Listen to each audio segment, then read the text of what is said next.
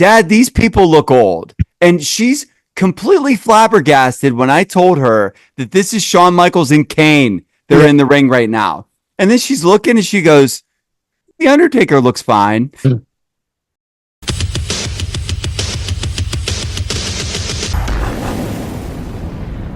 Rewind the clocks back to November 2nd, 2018 to Crown Jewel.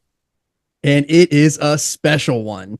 Tonight, there lies a treasure. Oh, yes, there is, baby. And you should know what's coming because the preview for this on Peacock only has a picture of Lesnar and Strowman. I thought that was the main event. Nope. Brother, I watched this show live in 2018, rewatched it here in 2024, thought that was going to be our main, and no. So if you don't even show the main as your Peacock little profile pick or preview pick, you know we got trouble coming. And then you get the cryptic words, worthy of cementing the legacy. And then we get the DX versus the Brothers of Destruction preview. And this Crown Jewel set is so underrated. And not to mention, Hulk Hogan is the host of the show. Oh, you better believe it, dude. He's still over in the Middle East, brother. But you said the venue, King Saud Stadium. This thing is fit for royalty, man. It is incredible as a visual. And then we start here with the video package, man, for this main event. The Undertaker, he looks worse than I remember. Going back and looking at this, my God, did he look old. Luckily, he dyed his hair for the show.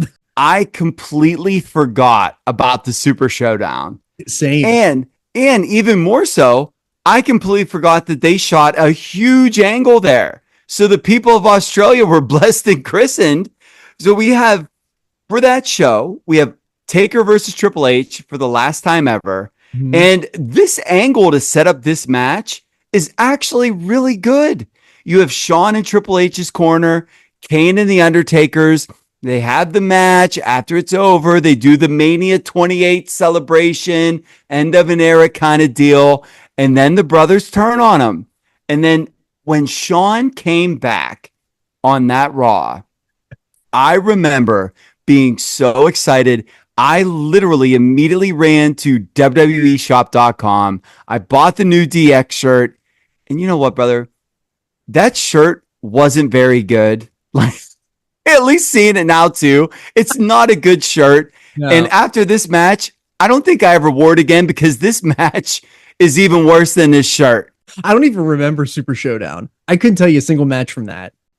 Oh, that is the one that I remembered, and it was only seeing the angle. I remembered the angle, and I didn't remember that it was there. Oh, my word. So we're back in Saudi now, and DX is coming out, and there are so many glow sticks, dude. Hunter has him sticking out of his knee pads like he's some sort of like a scarecrow at a rave or whatever, dude. Like I was like, what are we doing here? It was incredible. It was, but I think what's more incredible is seeing bald Shawn for the first time ever was just so scary. That was literally Sunday scaries right there. He takes the hat off and you could tell that he's feeling it, man. Like he should have wore that little cutoff t-shirt gimmick thing that he's been having on during the TVs because he like goes to run his fingers through his hair and like play it off like, oh, don't have that anymore. But you know, he's self-conscious because after he does it, that hat goes right back on, dude. And it stays on. And then Shawn looks over to the top rope and screams, Michael Cole! And Cole doesn't even acknowledge it, which I died at. We got to talk about the commentary here in a second, but Renee Paquette, just what a scene. That was such a Fed line. That was so bad. I felt very bad for her watching this because she's so good on AEW. Mm-hmm. She's excellent backstage in WWE. Like the transition for her being the person that carries the show was seamless, and she's just not put in an environment to thrive here, man. Like she really isn't. It's tough to hear. It is. And just the commentary overall in general is just Oh, it's not good. It was a slog to get through. Well, and especially hearing modern commentary, post Vince commentary, you call it. Right. Right. Yeah. Yeah, like these guys are now allowed to call a match as opposed to getting over talking points and everything. And I guess we'll get to that later. But Kane, as they come out, literally looks like someone's dad dressed as Kane. Like he he looks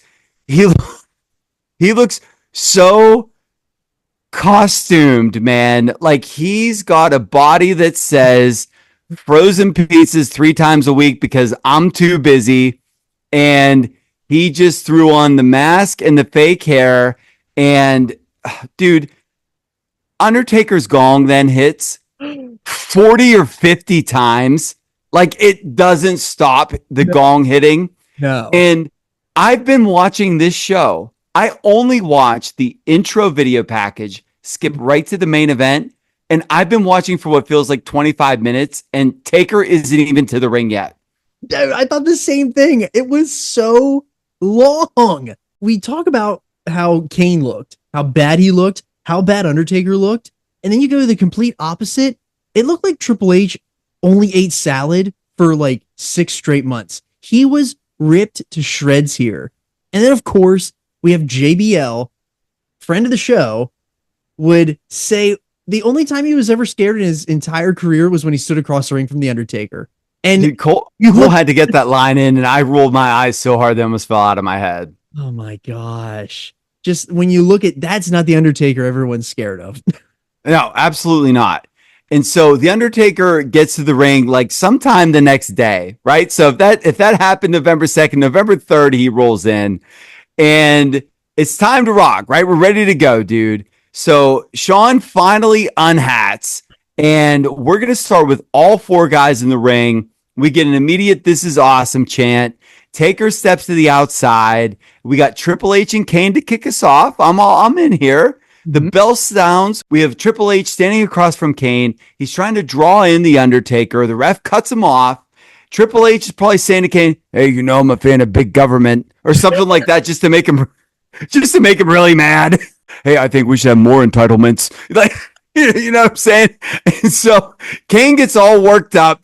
He starts throwing hammers, and he gives Helmsley a clothesline to the corner. He starts working over the armbar. Triple H takes control. He points to Shawn, and he gives the tag. And Shawn came in so slow, like, man, am I really about to do this again? He just comes off the top rope with just a beautiful double axe handle. Kane grabs him, throws him into the corner. Shawn reverses and throws some chops. We run the ropes as Shawn hits a neck breaker. Yeah, dude, not a bad start so far. Seriously. Kane does the sit up, hits the goozle. Shawn gets out. He runs. He goes for a sunset flip. Both men are now up. Shawn teases the super kick. We get this dramatic tag for The Undertaker. Triple H calls Shawn over. He's coaching him up a little bit from the apron.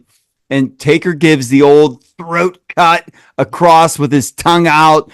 Shawn gives him a crotch chop. They throw some chops at each other, and then Shawn just eats this massive boot and does the Shawn sell. Him teasing that he didn't want to be in there with the guy that ended his career, and the way that Cole was actually narrating that was actually really good. I really liked the beginning of this match. It made sense from like what we remember seeing all of these guys in the ring together the last time. It was really well done.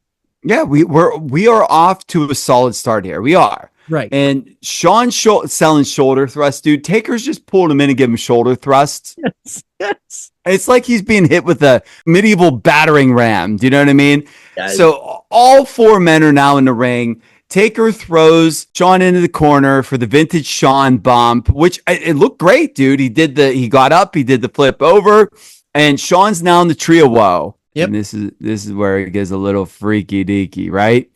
So Triple H goes to take the same bump. He hits Shawn, goes right over the top to the outside, over top of Shawn. And at this point, I don't know if Triple H has a pec anymore. Michael Cole thinks he hurt his ribs, but So we are 4.5 minutes into this match, and this is where it just goes completely, all hell breaks loose. Once Shawn got thrown out, it looks like H is immediately tells him that He's hurt really bad. He's really grabbing at his pec. Brothers of the Destruction, though, they actually covered really well here, like doing the pose in the ring. And like so did Shawn and Hunter. Like you could tell like they were trying to figure it out on the fly. And then we keep going. Hunter works the entire match with his left arm. It's insanity what this guy put himself through in the ring. Yeah, true. So now Shawn has to put his working boots on, and you can tell that they're just trying to buy enough time to figure out what to do. Yeah, Shawn and Triple H have to be wondering, what are we even doing here? Like, let alone the Brothers of Destruction, man. Like, at this point in time, we know Triple H is hurt. Shawn's out of retirement. I could only imagine what they're saying to themselves outside. So they both run into the ring. Triple H is throwing chops with his left hand only. DX takes the brothers outside. The brothers take control. Taker throws Shawn in while Triple H is literally writhing in probably unspeakable pain for real. Taker grabs Shawn, goes for the old school, and he has the unsurest feet you ever saw on that top rope. And we hear, you think Shawn Michaels is recontemplating cutting out of retirement from Corey Graves? And I'm thinking, you think? Like after this to get started? Hey, my best buddy just tore his pec off of his arm, and Undertaker needs me to literally hold him as soft as I can across the ring to do the old school spot. And so Taker works a 4 count in the corner, runs, misses the knee in the corner. Triple H then tags in, and he's literally using his left arm for everything. It's just so impressive. And he absolutely told Taker left arm only. It's insanity. Oh yeah, and you could tell that, like, because he's whispering, he's only using one, and he's basically like, brother, this one, not this one, not this one. Yeah. So Taker kindly takes him over to the corner after that little whisper exchange. He tags in Kane. Kane's working him over, him being Triple H, gives him a scoop slam. He misses an elbow, and Shawn's in the corner, dude, and he just looks smoked. He's in great physical aesthetic condition. Yeah. But you can tell he's over there sucking wind, man. We have an exchange. Kane punches Triple H in the ear, which is probably a live round. So Triple H has a torn pec and a blown eardrum at this time. They're trading blows. Triple H hits the left arm DDT. He tags in Shawn.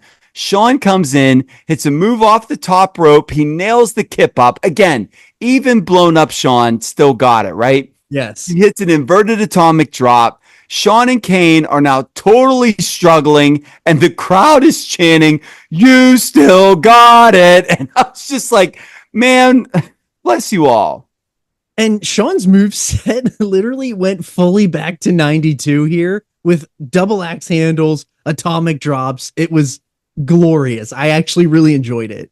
Yeah, this was a match that we could have seen with this particular moveset. After the injury, that we could have seen this on the Superstar shows that we were watching whenever we were watching Shango Warrior, man. So he goes up to the top rope, he being Shawn. He hits the elbow. At this point in time, Baby Mongoose comes in and says, "Dad, these people look old." And she's completely flabbergasted when I told her that this is Shawn Michaels and Kane. They're in the ring right now. And then she's looking and she goes, "The Undertaker looks fine."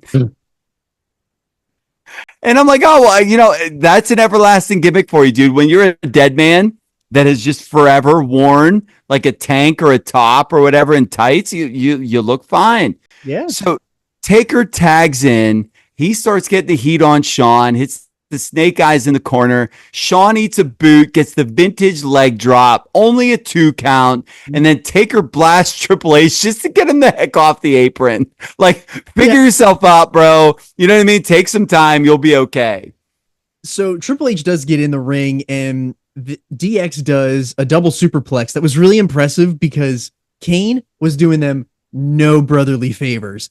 And like the other thing that's so great that I noticed about these Saudi shows is the upper crust is just sitting in the front row and they don't even care what's going on.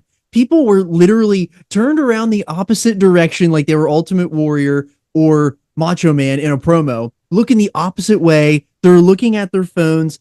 They don't care. I thought the one guy literally on the hard cam was asleep. He was literally sitting there like this. I thought he was asleep.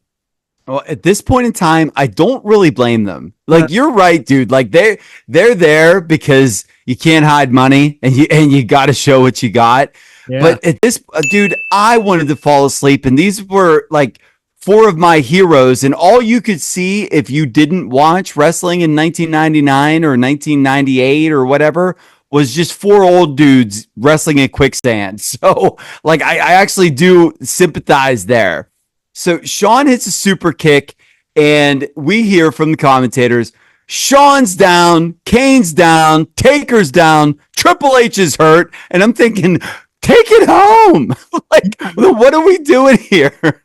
So Taker gets the zombie sit up. He throws Shawn outside. Cole says, the Undertaker has that look in his eye. And I'm thinking, oh God, we ain't even close, are we? like if he just got the look in his eye now.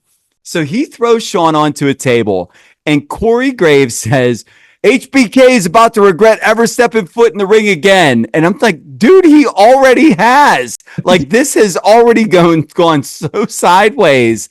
So Taker, no, he absolutely couldn't, dude, especially whenever he was like true to his retirement deal. Yeah. He could have wrestled Daniel Bryan. Yep. He could have wrestled AJ Styles. And he came back for this, man. So Taker gets him up for the tombstone.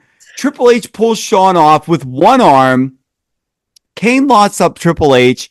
Triple H in that moment obviously reminds Kane that he's hurt. So he gingerly throws Kane with his left arm.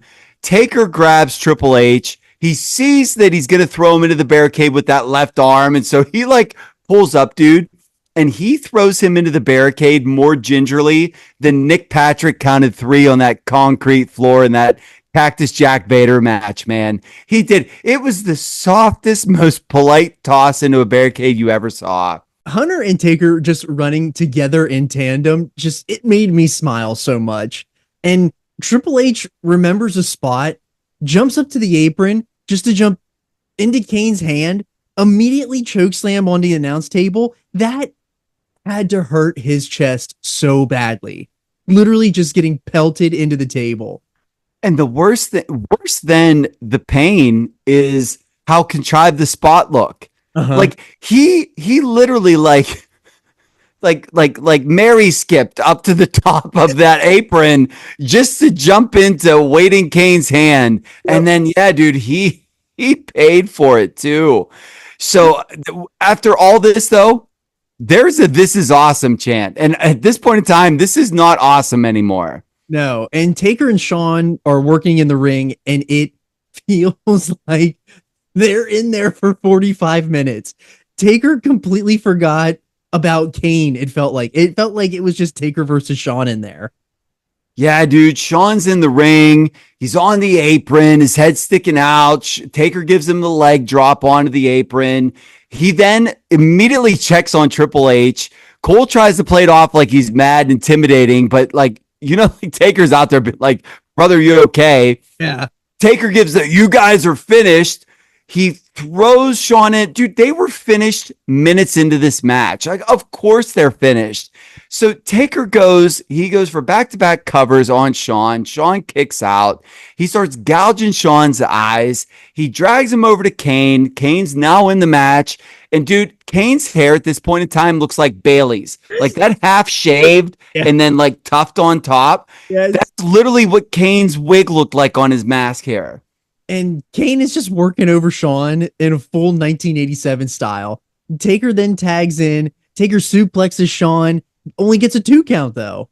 Of course. The announcers are saying that it's instincts for Shawn. It's muscle memory that Shawn's kicking out, all this. Michael Cole says it's pride. But dude, we all know it's that sweet Saudi money. That's the only reason that shoulder's coming up right now.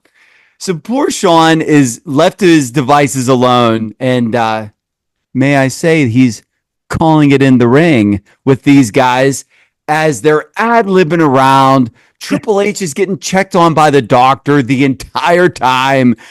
Cole is saying that Shawn came back for the first time in 8 years to suffer like this. And it's like, dude, we all are. Yeah. Like, we're all suffering right now. So Shawn kind of fires up. He eats a sidewalk slam by Kane. We get a 2 count, and now Kane's going to the top. And Kane goes to the top and he just plops down. And this match is a total slog, by the way. If you haven't noticed by now, we're 22 minutes into this match and they're not done yet. No, him being on the top rope and literally just, I'm going to give my body to God is what it looked like there. You know what I'm saying? Like he was like, Lord, save me now. And instead of being saved, because he murdered the Undertaker's parents, apparently, he just got pulled down into the abyss. Yes. And that was what happened, dude. It was so bad.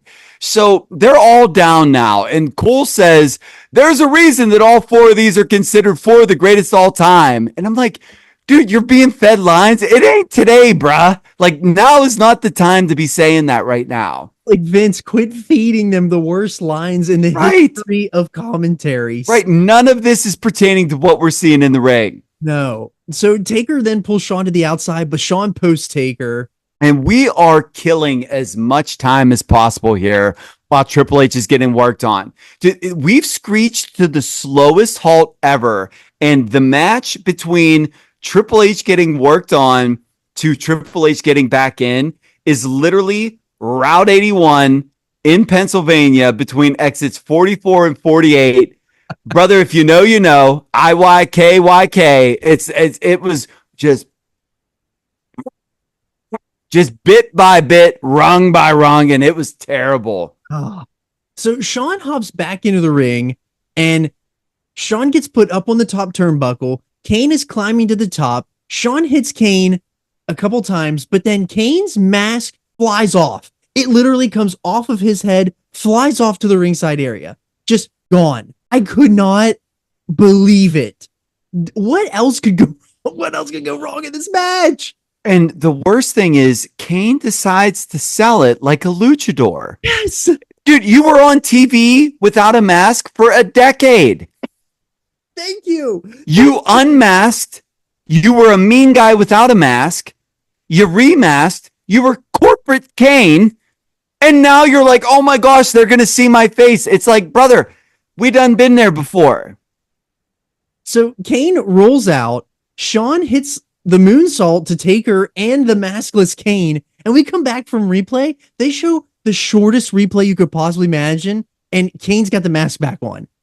Dude, John, he moonsaults in between the two and lands right on top of his bald head, brother. I mean, good Lord here. Every man's down. So is my spirit. This far in, I'm crushed. Like, this is so bad. And then Corey Graves decides to quote Desperado, which actually popped me because why don't you come to your senses? Like, he didn't sing it. He should have. But I was like, what a that had to be Corey Graves because there's no way Vince McMahon even knows what that song is. Absolutely not. So while all of this is taking place with Kane's mask literally flying off of his head, Shawn doing a moonsault on top of his own bald head, Trips is back in the ring. He's totally fine again. And the crowd was dead literally until that moonsault. And then Hunter, we gets the hot tag. So the crowd's up here a little bit. Right. And it's very apparent that he was basically like cleared to come back in right there. Like they're like, all right, Hunter, we got 7 minutes to the finish. You're going to be okay. Just don't do anything. Yeah, 7 minutes. So, dude, Shawn, when it's hot tag time, he might as well have been crawling from the Mediterranean Sea, dude. Just floating on one of those little life preservers. They showed that camera angle. It looked like he was miles away. And so he finally makes the tag, and Triple H is making his big babyface comeback with one arm. But I'll tell you what, brother. That spine buster looked good. And then he hits it and he does that flex. And that flex had to hurt so bad. Well, yeah, because his one pec was literally flexing so hard and the other one was just dangling. Yeah, dude, think about like, oh, I just did a chest workout. I'm going to hit a couple of push-ups and you go now that ain't happening. Yeah, Imagine blowing your pec off the bone and then be like, oh, brother. So Triple H gets backdropped out of a pedigree attempt on Taker. He blocks a chokeslam attempt, goes up for a tombstone, gets out, he gets around, and he gives Taker a one-armed pedigree. Yeah, dude, he hit that pedigree and he threw Kane right back to Knox County right there. Just dumped him straight out of the ring. And then Taker locks in Hell's Gate on Hunter. You know that Triple H wants to tap so bad here. And then the thing that really frustrated me is that Taker's shoulders are as flat as a pancake on the mat and nobody cares. Nope. Like we could have just done it here. Right. So Kane cuts off Shawn, but Shawn hits the Sweet Chin music on Kane, and Kane falling backwards breaks Taker's Hell's Gate. So now all four men are laid out. I do love that Remask Kane had like some evil superpowers within him, and then he eats a transition move and they're gone. We get the Brothers of Destruction zombie sit up, and Taker is sucking so much wind here. Yes, Taker and Saudi don't jive, man. They really don't. They don't. And so DX gets up. They both get up. They go for a double tombstone. Shawn, I did like this spot, just gives a thumb to the eye. Yeah, that was nice. Shawn hits the two super kicks. Trips hits the one-arm pedigree, and DX wins out of nowhere. And despite them trying to figure out what to do for 15 minutes, they figured out this finish, and like the finish actually was not as bad as what the entire match was. It was actually not bad. That's true. That's true. End of the match, Shawn and Hunter embrace. Shawn's nose is busted up, and him and Hunter are just sitting in the corner talking forever. Yes. And they have to be talking about what a complete disaster this was. Yes. They had to, man. Yes. It would have been so great to hear them mic'd up because it had to have been just the best brother talk you've ever heard in your life. Oh, yeah. What are we doing? Why are we here? God, thank God that's over. Hey, I'm going to buy myself a jet with this money. Like all kinds. You know what I'm saying? All kinds of stuff like that. And then Michael Cole, with his last Fed line of the evening, says, stand up and applaud. And it's like, brother, I'm applauding that this is over, yes, but I'm also completely heartbroken that you just ruined my childhood and adolescence in 35 minutes. Like, holy cow. Good night, Irene, man. Thank God that that was done. Yes. So, despite all of that, what are you giving this match? John? Yeah? This is the worst match that I've ever seen. And I mean that. Like, this is worse than Hulk and Warrior. Let me say that again so I don't have Triple H. I mean that. This is worse than Hogan and Warrior because it's longer. Yeah. And not only that, everybody is over the hill here. Yeah. At least Hulk has still got it. Hulk's still a draw. The Warriors spots were old, but he looked like $1 million. And these guys were over it's not their fault. No. But they're there and it's terrible. So for me, I'm not even going to give thumbs down. I'm giving 2 toes down. I'm going as far down as I can. This is, and I mean this, this also has 4 of my favorite wrestlers ever. This is the worst wrestling match that I've ever seen. With big stage and everything. Yeah. So I get that. And I hear you this Saudi show, but I'll raise you that Goldberg Undertaker Saudi show because that one was pretty bad too. We should talk about it sometime here on the show. I was just going to say, we got June coming up. So that'll come here. But for right now, brother, on this rewatch, I was shocked at how bad it was. So what's your rating here? I think I'm only going to give it 2 thumbs down just because it was not good. But I can't give it the toes down because they literally pulled it together, and I really liked the beginning until the injury happened.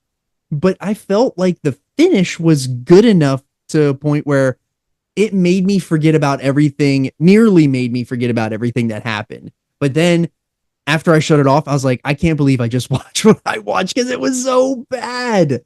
Yeah, I get it, man. I literally was said to Mrs. Mongoose, Baby Mongoose, as I was typing notes, I was like, ladies, I know that none of you care, but that's the worst thing that I ever saw. Like it was jarringly bad.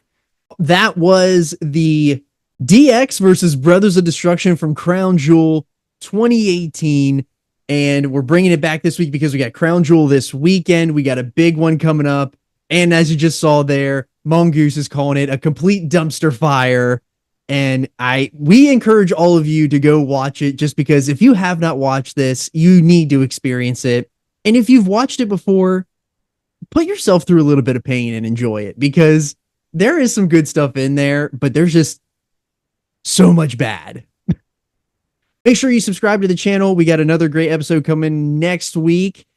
Pertains to this election that is coming up next week. We are going to be talking about Mr. Trump in WWE. So be sure to check us out next week. Make sure that you subscribe to the channel. It's the best way to support. Make sure you hit the like button. Be a friend. Tell a friend. I'm Johnny Bake Show. I'm Teddy Mongoose. And we just called it In the Ring.